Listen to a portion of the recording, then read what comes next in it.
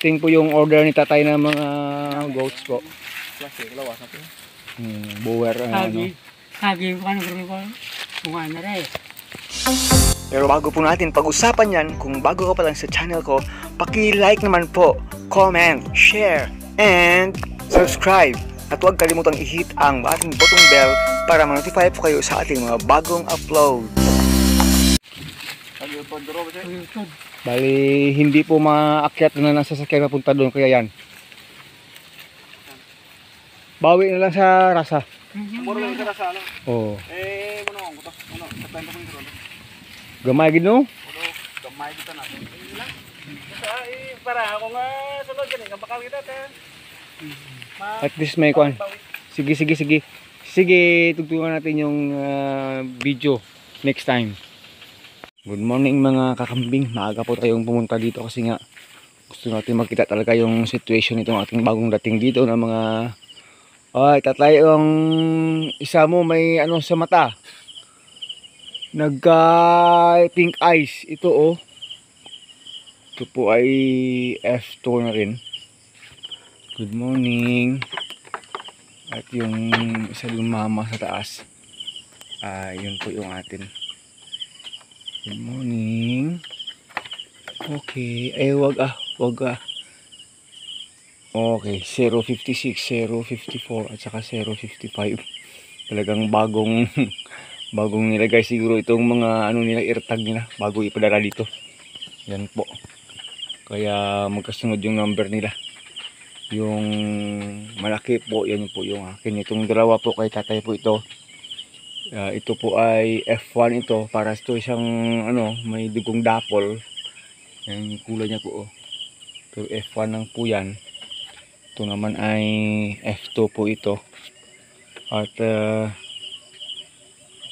ito po ay malapit na rin mag-hit. Pero nakita po natin yung kanyang mata po ay pumula dahil sa biyahe kahapon. Yung nanay naman yung malaki yan, yung akin. Yan po ay buntis.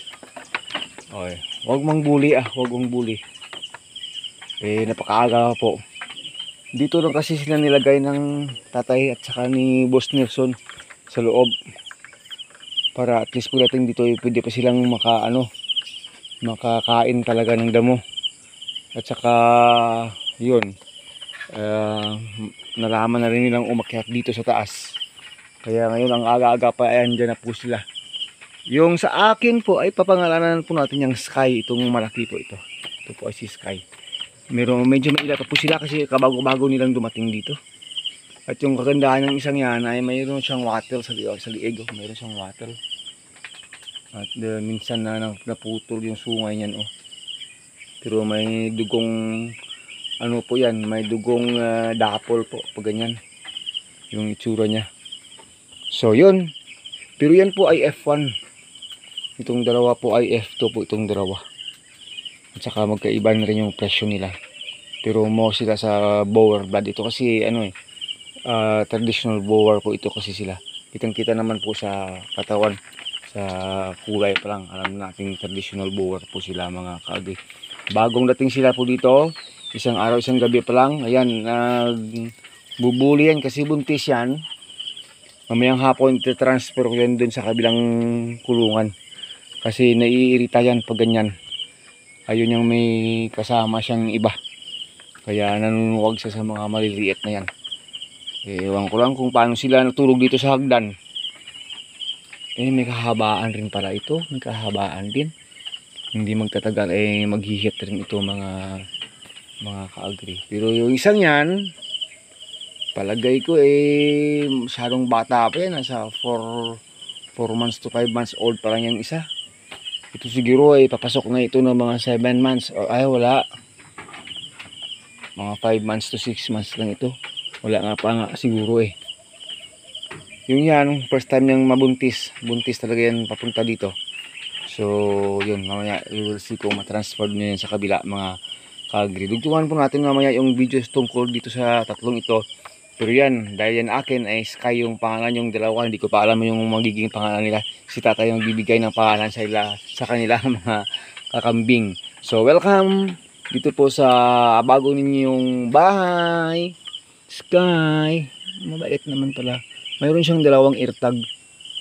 May orange at saka mayroon siyang yellow eartag po. Kabilaan yung eartag niya. Oh, ayan. Ganda ng kanyang katawan. Kasi nabuntis na rin siya. Mabait na rin para sa tao eh. Mabait para sa tao eh. Good morning, Sky. Sky. From now on, Sky yung pangalan mo.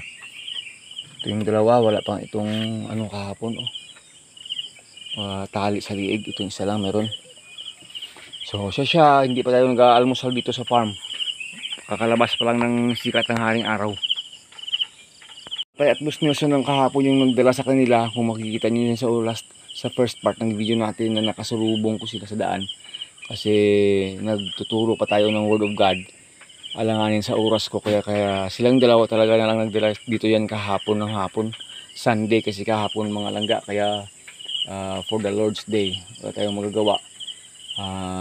Pinadala lang muna natin sa kanila. Kasi nakahintay na yung mga kapatiran sa Bible study natin. Yun po. Hindi pa namin pinapalabas yung mga kambing sa taas, pero ito sila ay bumaba na at umpisa ng kumain. O si Sky umpisa ng kumain. Sky, ayan po. Ito naman ay nagkalamat yung mata, tawag doon. Lumuluwa-luwa yung right eye niya. Siguro na stress yan sa masyadong mainit kahapon ng pagbiyahe nila papunta dito. Pero ito po, kahit itong mga dried na mga dito sa feeder, lumang feeder, kinakain nila. Talagang nanibago sila sa place. Yun naman si Red. Mabasa-basa pa nga ng hamog, kumakain na po talaga sila. Kasi nanibago sila sa place. Siguro naman yung pinanggalingan nila ay hindi ganito kataba yung grazing area doon. Kaya pagdating dito, puspusan sila sa kain. Ito, tingnan nyo naman, iniiwanan na lang ito ng ibang kambing namin dito. Pangalan daw nito, sabi ng tatay, si Cristel. At saka si Ami daw, yung pangalan ng kanyang bagong dating kambing. Ito na naman pangalan natin, Cristel. Ito naman sa taas, yung ang kulay red po, si Ami. Pero sa akin, ito si Sky talaga itong pangalan. Mamayang hapon ay lilipat ko na ito sa kabila, doon sa kabilang housing. Buntis daw yan. May kamahalan talaga pag may mga lahi, mga kakambing yung bibiliin natin. Pero okay lang kasi pag nakapagpaanak tayo ay bawi na rin tayo. Bawi na rin. Sky, try to eat more. Papalabasin ko yung mga ibang kambing doon sa kabila. Oh, bumalik siya dyan sa ilalim. Nagtatawagan sila. Bubuksan ko dito sa kabila. Labas na po natin yung dito sa aking area. Yan po. Nagpapabilad muna sila sa araw. Habang yung dalawa doon sa loob ay puspusa na yung kainan doon. Kasi bago pa lang sila dito sa place. Yan po. Bilad muna sa araw. Magpapainit muna ng katawan. Ayan. Pero palagay ko itong maunang mga anak na itong si sa akin na side. Si Maha o di kaya si Toyota Black and White. Ayan sa loob. Puspusan na kahit sa ilalim ng hagdan At yung isa doon. Puspusan na sila sa kainan. Habang ito wala, magpapainit muna ng katawan nito sa sikat ng araw. Yung ibang kambing namin ayaw kumain yan dyan Pero sila sarap na sarap sila sa ilalim ng hagdan. Yung tubig ng tatay, wag mong ayan, yan, matapon yan. Nag-uumpisa na po silang mag-explore dito sa labas ng fencing. Hindi po sila lumalayo ng goat house. Talagang nandito lang po sila sa palibot ng goat house kumakain. At napansin po natin yung isang white na yan. May white substance lumalabas sa kanyang vagina, ari. Kaya ibig sabihin nun nasampahan po siya bago po siya napunta dito kahapon. Kahapon lang sila dumating Sunday. Lumalabas po sa kanya. Maaring mula doon ay nag-hit po yan at nasampahan po yan bago nakarating dito. So imbis na magpupurga po sana tayo sa kanya, hindi na siguro matutuloy yung ating pagpupurga. Kasi nga po expected po nating mabubuntis po siya if after 21 to 30 days hindi po siya hit uli, mga kakambing. So ayan, nag-i-explore po si Sky, si Cristel at saka si Ami dito sa palibot lang, dito lang sa paligid-paligid. Ayaw lumayo talaga dito. Kasi first day po nila dito. Kahapon ng hapon sila nakarating dito. Today is their first morning here, mga kamimi. Tugtungan natin itong ating video if ever na mayroon pa tayo may dugtutong. Pero yun po, winiwelcome lang po natin yung pagdating dito ni Sky, ni Ami at ni Cristel. Dalawang F2 at isang F1. Ayun mga kakambing, puspusan muna sila sa kainan mga ka-farm kasi parang uulan. Busog naman sila, hindi pa naman masyadong busog pero alam natin po busog na po sila yung sa doon sa dulo. At unti-unti ay makakapag-adjust na sila mga kameme dito sa ating farm. Marami pang observation ang gawin natin sa kanila. Pero kaninang umaga yung isa, ngayon ay 12:30 na. Yung isa, yung sa dulo kaninang may yung mata, lumuluwa. Ngayon hindi na rin lumuluwa. Parang nasubra na siguro ng init. At saka nakikita po natin, parang hindi naman po pink eyes. Sana nga po hindi pink eyes para po mabilis lang po siyang makarecover. Nilagyan po natin ng Vicin yung kanyang mata. Galing kay Ma'am Che din sa kabila. Mga sobrang ginamit niya noong tawag doon. Panahon na ng pink eyes dito na hindi niya ginagamit ko. Ginagamit ko na sa akin. So yan po. Kaya yan, puspusan po sila sa kainan sa ngayon mga ka-agree. So pasalamat tayo. Medyo naka-adjust na sila ng konti habang nandun siya. Try natin mamaya yung bigyan sila ng napier grass. Pero hindi na po siguro natin na video mamayang hapon talaga kung naipasok na natin sila sa kanilang mga selda. So hanggang dito na lang. Maraming salamat po. This is your friend Agritechnics TV po. Hanggang sa muli.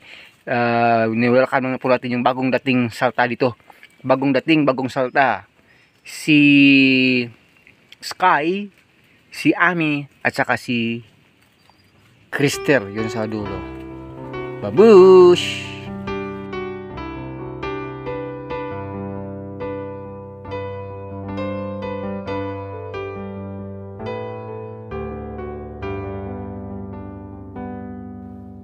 Listening through the distance, it's such a me. All the dreams tonight, my friend, never set them free. I was once like you before, where to begin? But I hold the dreams I have and never will be there. When you're down, strong to stand, He'll send you a helping hand. Your life is not just fantasy, all the dreams